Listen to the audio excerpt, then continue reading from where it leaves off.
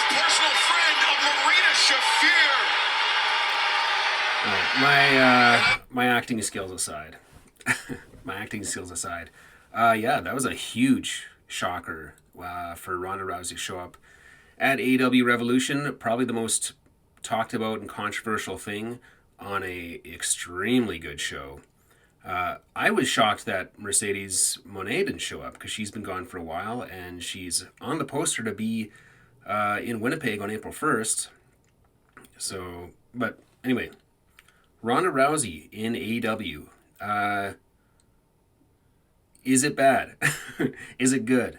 A lot of people really don't like it. And so, what I'm here to do is to kind of go over what I see is like kind of the four main takeaways from the Ronda Rousey day in AEW discussion. And I'll kind of attack them from least important to most important. So, to me anyway. So, least important is the business case. You know, I'm sure to Tony Khan it's the most important, but to me, I don't care how much money a billionaire makes. Second is quality in the ring, and well, just as an on-screen character in general, how she is as a wrestler, how she is as a on-screen presence. Number three is this is where I'm going to get into the controversies surrounding Ronda Rousey. Firstly, I'll go into the Sandy Hook conspiracy, which I think is mostly, I don't want to say it's open and shut, but it kind of has a binary conclusion where it's like, okay, you either forgive this person and are willing to overlook it, or you don't. And then the last thing, and is the most important issue to me, and I think a lot of AEW fans, is Ronda Rousey a transphobe? And here at the AEW Women's Division blog, trans women are women. So, let's get into it. Let's get into the first thing, which I said was the business case. And if you want to hear someone really lay it out well, my friend Mr. Warren Hayes over at the Mr. Warren Hayes shows does a great job of this. You know, he lays out how, in a way, like if Tony Khan just had money to burn and he wanted to troll TKO and WWE for whatever reason, this is the best thing he could do. He's so Ronda Rousey has a fight coming up on Netflix, which you may not care about that, but the thing is, Ronda Rousey is still a huge star, and I would say that doing this Netflix fight is the biggest thing she has done since her UFC career. And I'm not even going to say it's the biggest thing since WrestleMania, because it's bigger than that. WWE, WrestleMania, all that stuff in the mainstream is so niche compared to what this fight is going to be with Ronda Rousey and Gina Carrero, who, you know, I'm not really a ball knower when it comes to mixed martial arts, but from what I hear, Ronda Rousey is going to mop the floor with her, and it's probably a fight that she took because she knew she could win. Well, I mean, probably because for the money, but she knows she can win this fight. And remember that point, because I'm going to come back to that. Yeah, it's Ronda Rousey, of course, was in the WWE for a little bit, and she's been very outspoken about, some sexual harassment she got at WWE, just some treatment in general. She's been very outspoken lately about TKO and the way they treat performers. And so when you've got TKO's business partner in Netflix doing this, and then she shows up on WWE's competitor AEW, that's like it's kind of funny. It's funny that this has happened. All things aside, but it's fair to say that like this is a good business arrangement Probably. We don't know exactly what's going on yet, but there's a business case to be made, a strong business case for bringing in Ronda Rousey, even though fans seem to hate her. She's a heel. She's going to get booed. That's kind of what a heel's job is. There's a business case for it. In the ring. Now, I have seen a lot of people say she is shit in the ring. I kind of have a different perspective on this. I stopped watching WWE at one point. I caught the first year of her run in WWE, and I never caught anything after that. So when I watched her first year in WWE, I felt like they totally nailed her presentation, and she looked like a phenom in the ring.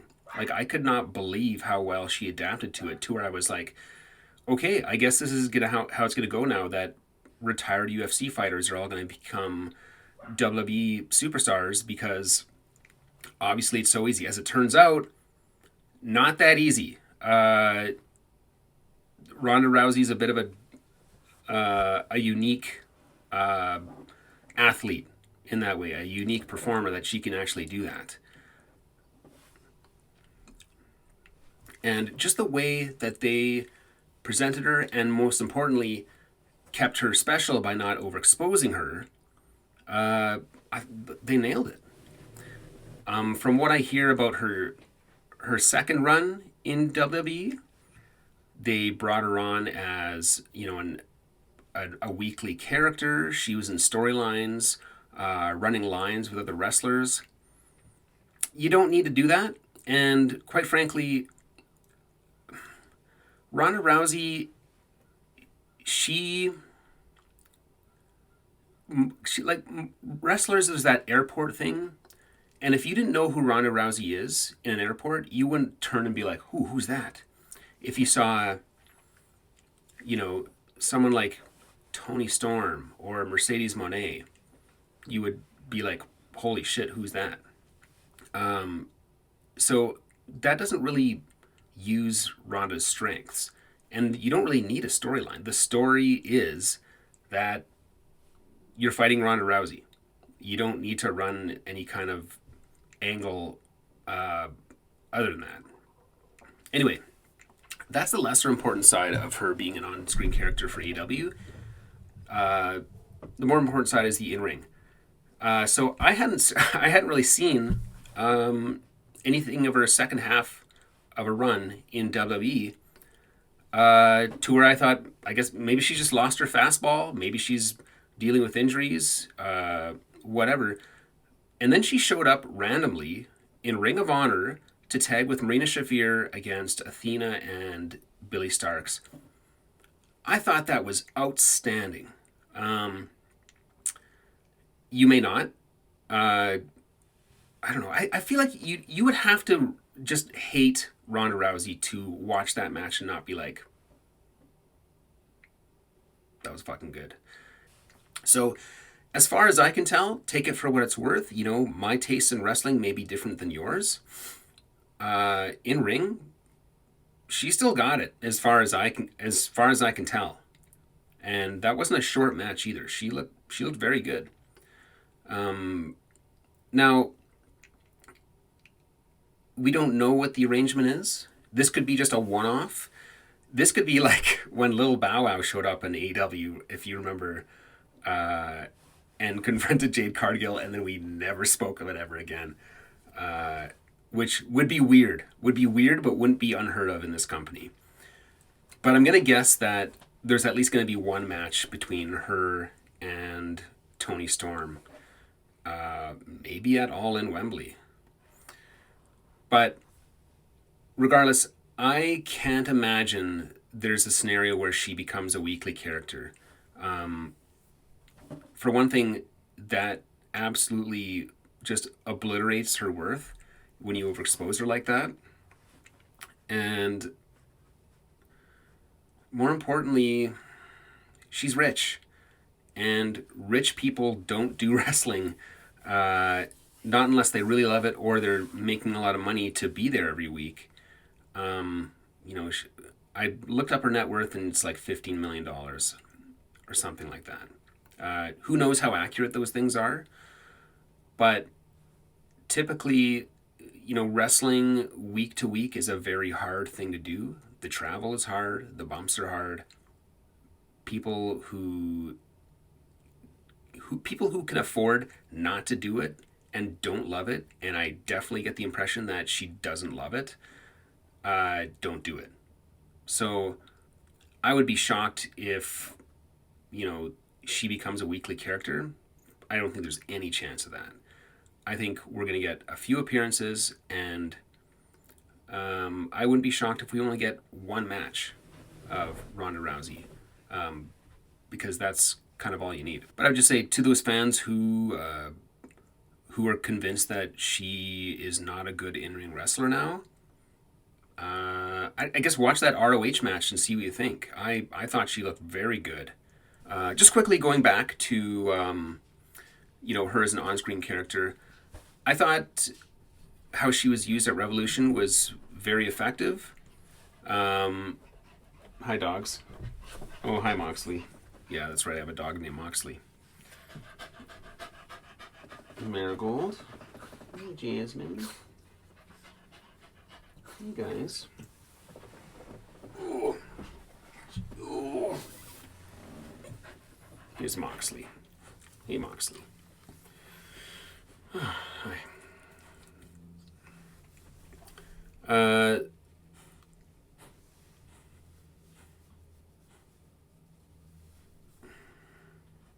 You need down? Are you uncomfortable now? Okay. Oh. Good boy. Good boy, Moxley.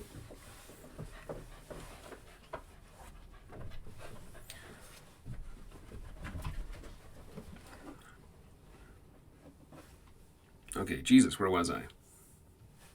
Just going back to as an in-ring performer, just using the most recent evidence we have of this, which was her showing up at Revolution, I thought it came off pretty well. Your mileage may vary based on how you feel about Ronda Rousey. She seemed to have an aura around her. Her just kind of laughing at Tony when she got knocked out by Marina was like really good heel stuff. I think showed great instincts. Yeah, she didn't really do much, but I think it worked. And I guess the one thing we should say before we move on is, does AEW need Ronda Rousey? Of course not. There's already so many women on the roster that should be getting more time. But, this is going to bring a lot of eyeballs. At least, in AEW's case, you're still a company where you're trying to just let people know who you are. Like there's still a lack of brand recognition there. So let's move on to the controversies that surround Ronda Rousey. And probably the most famous and well-known one is her being a Sandy Hook conspiracy theorist, or a former Sandy Hook conspiracy theorist. And if you don't know what that is, it's about a school shooting where Alex Jones, that's his name, was accusing the parents of it being totally staged, and the parents being actors performing, and he would act like he believed this. It's totally insane that he could do it and that anyone would believe him, but people did fall for it, and Ronda Rousey was one of those people. Since then, she has apologized. And the thing about celebrity apologies is that so often it's like, I'm sorry for the people that I offended if they were offended. I'm sorry that you were offended by the thing I said, which kind of always leaves that thing of saying like, no, I don't think it was wrong that I said it, but I'm sorry that you're offended, which is not an apology. And when people do that, that does not carry any weight with me. But, I'll just read what Ronda said in her apology. But to be honest, I deserve to be hated, labeled, detested, and worse for it. I deserve to lose out on every opportunity. I should have been canceled. I would have deserved it. I still do. I apologize that this came 11 years too late, but to those affected by the Sandy Hook massacre, from the bottom of my heart and the depth of my soul, I am sorry for the hurt I caused. That is a good apology, and it's up to you whether to take that at face value or not. I do. The thing about being in MMA, and I maybe should have mentioned this earlier, is you can kind of be a piece of shit, and that community will still embrace you. Donald Trump gets embraced by UFC crowds when he goes there. He goes to any other sport. He went to the Washington National Games. He gets booed out of the building. So evidently she didn't have to do this. And I do take her at her word that she feels sorry. And if you don't want to forgive her for it, well, I mean, she kind of says in there that she deserves to be labeled and hated and detested. So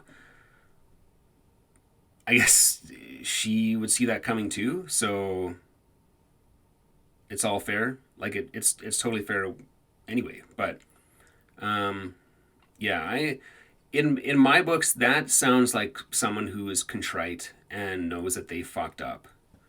Now let's talk about the most important thing, which is Ronda Rousey a transphobe? Because this was rampant, especially on Blue Sky, which, if you don't know, leads a bit to the left, which is, I don't know why I said it like that. It's a little bit of a secret. No, it's not. It's cool. It's why I'm there. It's a cool place. So this was something that a lot of people were saying, and I wasn't aware of. So my initial reaction was like, you know what? I know about all the Sandy Hook stuff. I think she's come through it. I know what it's like to grow personally. Like, I grew up in a very religious upbringing. I say I had a great childhood, but I also had a pretty sheltered childhood.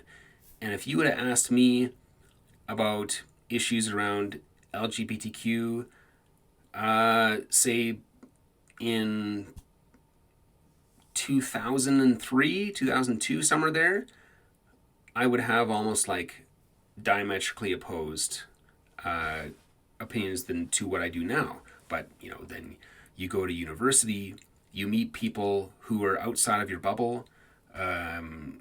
You start to learn more things. I went for business, but I took a lot of like electives around like psychology and stuff. And you just kind of learn to become more intellectually curious. Like as a child, I was very unassuming. I just kind of took everything at face value. And so yeah, I'm a totally different person. So I know what it's like to grow. I don't know if that's what she's done, but wow, what a ramble that was. Anyway, my first instinct was like, great. I've seen her in the ring recently. I thought she looked great. She's a big star. I know about the Sandy Hook stuff, but I feel like I can brush that off because I feel like she's been very contrite. And then people were saying the transphobe. I was like, what? She's a transphobe? What the fuck? So I wanted to look into it and see her comments. And so she had some original comments, and then she had some clarified comments that she did with the Huffington Post. But rather than go to the Huffington Post, I am going to advocate.com, which is an LGBTQ news site. And so keep in mind, these comments were from 2013, the original comments. And I hate this topic of trans athletes because it has become such a trap for the right to try and pull you over on the other side on the most like niche, extreme cases that are supposed to like color your whole opinion of a very marginalized group in our society. But anyway, going back to 2013, I think this like that I get maybe earlier than that. But I remember hearing this about this for the first time about, should trans athletes be in UFC? And of course, you're not. Whenever you first hear something, it's probably not like a doctor has come up to you and said, "Here's something we need to discuss. Here's all the medical research we have." No, it's some fucking jackass, some like Joe Rogan wannabe, telling you their thoughts. And so I remember hearing about it, and it's presented in such a way where you're like, yeah, that makes sense to my brain. Someone who at the time didn't know any trans people and didn't really know. Like, I grew up, you'd see on, daytime talk shows about people getting sex changes, but it was almost like treated in a way where you're like, does that actually happen?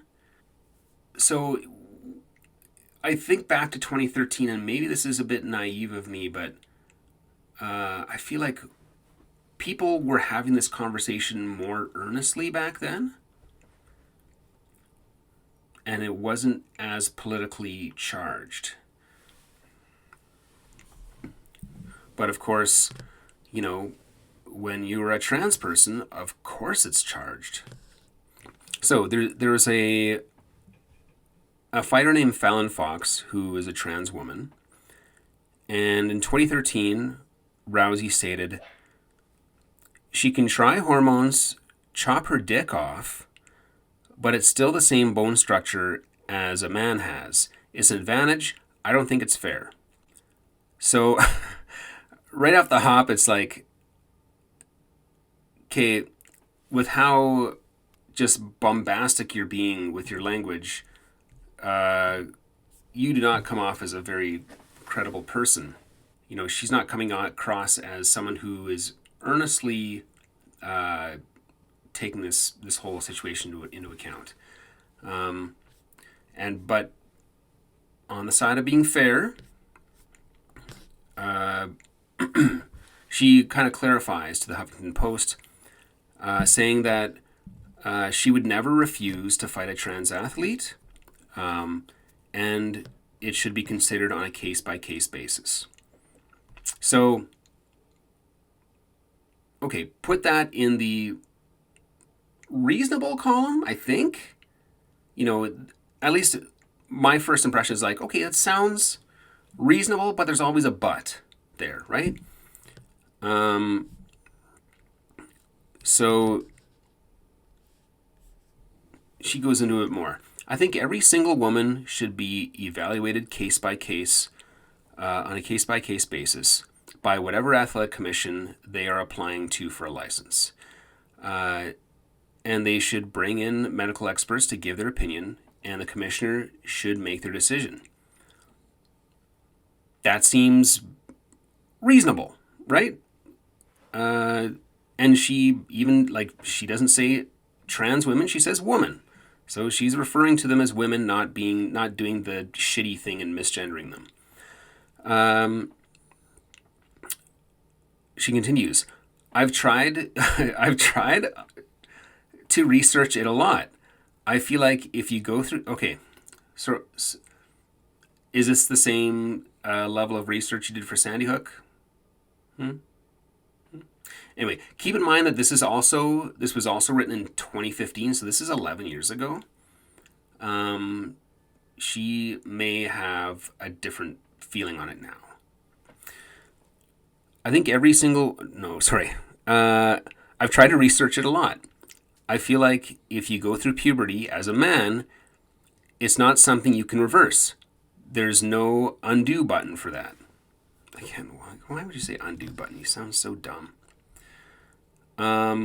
But, me, a dum-dum, who went to business school, didn't go to medical school, I hear that, and I'm like, yeah, that sounds reasonable, but I don't know. The writer of this piece, Mitch Kellaway, notes in 2004, it's a long time ago, actually, the IOC adopted, the International Olympic Committee, if you don't know, adopted what is known as the Stockholm Consensus, the policy that opened the door for trans transgender athletes to compete in the Olympics. Now, what is the Stockholm Consensus? We're doing real-time research here, everybody. Okay, so I'm not going to go into all the, but like there's, for instance, the IOC advisory group recommended that individuals undergoing sex reassignment after puberty could compete, but only under certain conditions.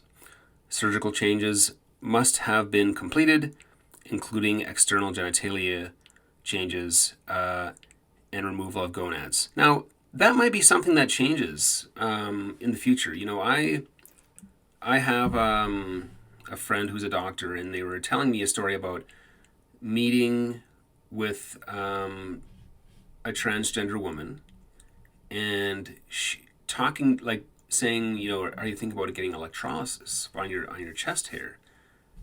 And the woman was like, why would I get rid of my chest hair? And that blew her mind and kind of blew my mind that, yeah, you're like, why are you conforming to a norm for norm's sake?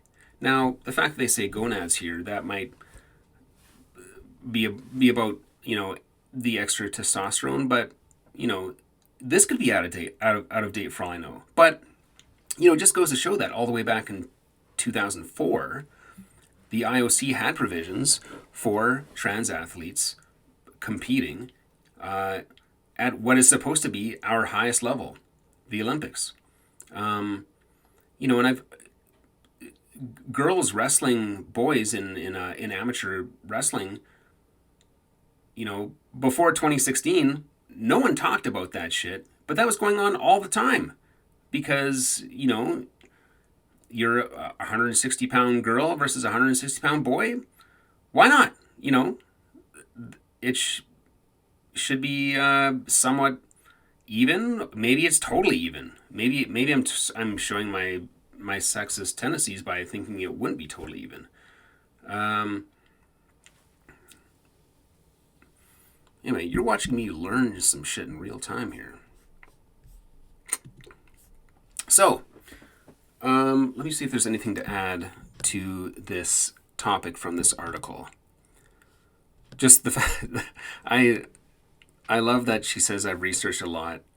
You know, that's like the biggest thing to, like, you know, Facebook conspiracy theorists. Like, I've done my research. Oh yeah, were you on a Facebook group that is being fed information from someone from a third world country that is being paid to enrage you? There's some talk from Fallon Fox, just about, you know, she goes into how people have used arguments to feed bigotry in the past about how black people have larger heel bones or a better heel structure, or they can withstand the sun longer than Caucasian people, and that these are all sort of excuses that people make in order to stand behind their bigotry. So it is one of those things where, you know, again, me, a dum-dum, and this is why people on the right use this scenario to try and get people on their side, because it is the kind of thing where if you don't know the way you were probably raised, especially when you're my age, it's like, yeah, that makes sense to my brain. I mean, we have the expression, you don't hit a woman for a reason. Oh, that reminds me, there is something at the end of this article I wanted to bring up. Rousey, who says she believes UFC is the first truly equal sport for both women and men, has stated elsewhere that she could knock out any bantamweight male fighter in the world. Sounds like you don't actually think there's an advantage there, Rousey. But also clarified this week that she would never fight a man because men hitting women sends the wrong message to UFC fans. Well, thank God you're looking out for UFC fans. I'm being a little callous here. But, you know, kind of talking out of both sides of your mouth. Now, Do I think Ronda Rousey is a transphobe? I actually don't. And remember when I said before, or at least I don't think it can be proven based on what she said here. Is what I should say. I don't know her well enough. But remember when I said about her being afraid of her facing Gina Carraro in this thing because she knows she can beat her. She to get to where she was, I think you have to be a little mentally unwell. Um, and, sometimes it serves you. But when she lost to Holly Holmes, she became a recluse. She became very depressed. She became suicidal. So I think this whole thing around not wanting to welcome, fighting this trans woman, this woman, Fallon Fox, comes from a place of really being afraid of it all come tumbling down. I think that was her primary motive here was, I'm not sure I can beat this person, and I don't want to fight them if I don't think I can, and I don't want to lose. I honestly think that's her biggest thing. Now, she said things coming from a place of ignorance, and we often do that where we kind of pick our side, and then we find the do our own research and find information that backs up what we think.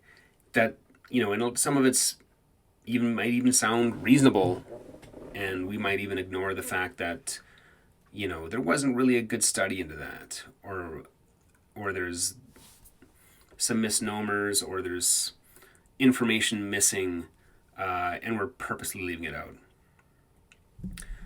No, I don't actually think she is a transphobe. I decided to do like not a deep dive, but just a little scan over some of her social media activity, because not every transphobe is a right wing person. Not every right wing is transphobe, but I think we can agree that if you are one, you're probably the other in a lot of cases. I don't know. Maybe that's ignorant of me to say. When I go on her, social media to do a bit of a dive, like she's come out against anti-gay practices. She recently came, of course, about sexual harassment in WWE, about fair worker pay from TKO.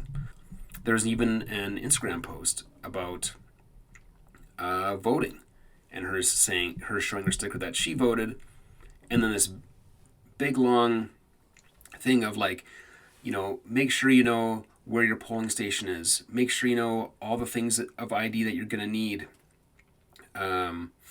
You may feel like you're getting. She even uses the phrase disenfranchised, because you live in this state or that state, and you're not in a battleground state. You still go out there and vote. That is not a righties message. Let's be honest. There's one side in the U.S. Where they want to make it more easy, more straightforward, get the information to you about how to vote, and one side wants the exact opposite of that. I'm not saying that she's necessarily a big Democrat. I'm sure there are plenty of Democrats who are either anti-trans or probably more likely just completely feckless about wanting to defend trans people. But I feel like there's a good amount of evidence to suggest that she is not about that life. Now, there are plenty of other questionable things, like the fact that her husband, Travis Brown, he has a past case of alleged assault against his wife. You know what? Let me just make sure I have the correct information. on that before I spread misinformation. Travis Brown was investigated for domestic violence after his then wife posted Instagram photos about bruises, leading to a temporary suspension. So, yeah, her husband seems like he's probably not great either. I mean, it does say investigated, and the allegations, there was no charges filed, and yeah, but that could mean anything. Just because there's no charges filed doesn't mean you are innocent. But there's allegations. So look, there's a lot of talks like a duck, quacks like a duck, walks like a duck, swims like whatever that expression is. If you don't like Ronda Rousey, I don't blame you one bit. From an AEW fan and an AEW women's division fan perspective, I'm sort of like, you don't really need her. You don't. You've got we've got Athena. We've got Athena who's still in Ring of Honor jail. You could bring her up anytime, and she kicks ass. But I can't deny that seeing Ronda Rousey versus Toni Storm is an exciting prospect. And I definitely can't deny the business case for it. But I'm not going to co-sign that she is a transphobe. I am going to co-sign that she said some transphobic things, and that she also clarified that with adding some transphobic things, softening it somewhat. But I don't think she's a transphobe. I don't know how the fuck to end this. Yeah, so that's my feelings on it. I can't blame anyone for not liking her. Don't. I hope if you are someone who does like Ronda Rousey, I hope that anything I've said here hasn't sounded like I'm telling you have to hate her. Because I don't hate her. I'm a bit dispassionate about it, although I think she's a good wrestler, and maybe I'll have egg on my face when she wrestles for AEW and it turns out like, oh shit, I guess that was like a fluke in Ring of Honor. But I thought she looked very good.